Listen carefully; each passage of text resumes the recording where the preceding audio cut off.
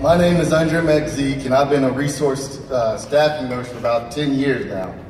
And in my 10 years, I've had the privilege of caring for some pretty amazing patients.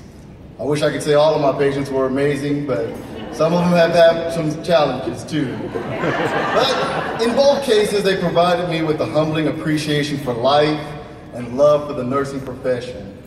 And I can remember in my first year as a nurse, I remember one patient that left me with a lasting impression that I would never forget. My patient was a pastor and his family. And the patient came in to be treated with IV antibiotics because PO meds didn't work anymore. And he was being treated for pneumonia. He was kind of what you would expect out of a preacher. He had that positive attitude. He kept a smile on his face. He was always humming this tune, "This Little Light of Mine." And this is the first time he was in the hospital ever. And I was starting his very first IV ever. And I could see the sweat beading up on his forehead, and his wife was right there holding on to his hand.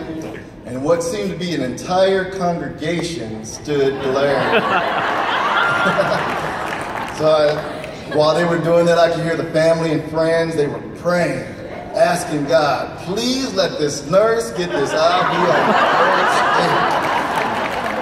And then you got the other ones that were talking about their horror stories of how the nurse stuck them multiple times, or that nurse that was digging and looking for a vein. And so I felt the pressure and intimidation while I was standing by the pastor, but the pastor kept standing there and he hummed the tune to "This Little Light of Mine." And when he started humming, that crowd inside the room, they calmed down a little bit. They began to hum with him. And at this point, I would love to say that I got that IV started on the first day, but I didn't. And after missing 2 times, I wanted to get another nurse to come in there, and I believe the other ones in the room too also wanted me to get somebody else to come in there and start his IV. But he wouldn't let me leave. He grabbed me by the arm and he said, "You are my nurse." So he held my arm, he said a little prayer over me, he told me, "Give it one more try." And at this point, I could feel the frustration of the wife, I felt the frustration of the daughters, I felt the frustration of everybody in the room. But he kept his encouraging smile, he kept that uplifting humming in his voice, and that humming continued to fill the room.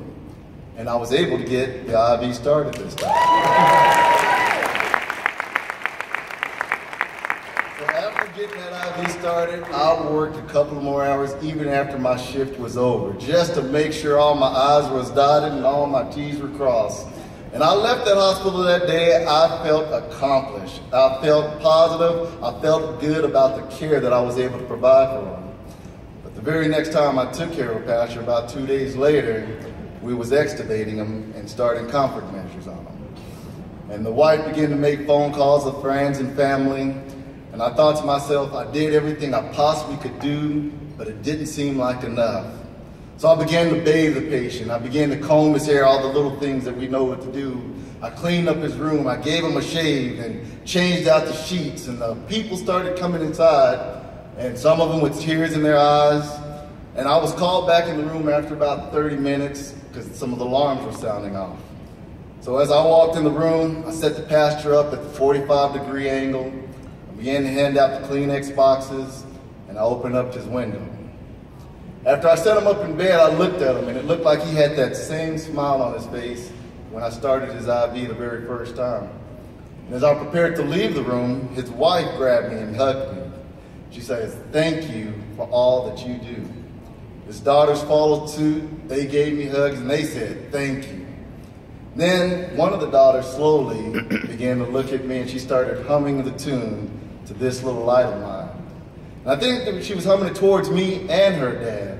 But everybody began to join in. As they was joining in, they began to sing, "This little light of mine, I'm gonna let it shine. This little light of mine, I'm gonna let it shine." And as they began to sing that song, it just brought back to my remembrance everything that I thought. And so every time I think of that pastor and that family, I do everything I can, every chance I can, to let my little light shine. So I would like to thank each of you for being here today. You know, your attendance, your gracious gifts are what makes it possible for hundreds of nurses to grow, to learn, and to let their light shine. So I'm able to use that experience to encourage others as well as myself. And when students come into our hospitals and they feel like they're losing sight of what's going on or they feel insignificant, I begin to hunt to them the tune to this little light of mine. And I share my story because what we do as nurses does make a difference. And so I'd like to thank each of you for being here today.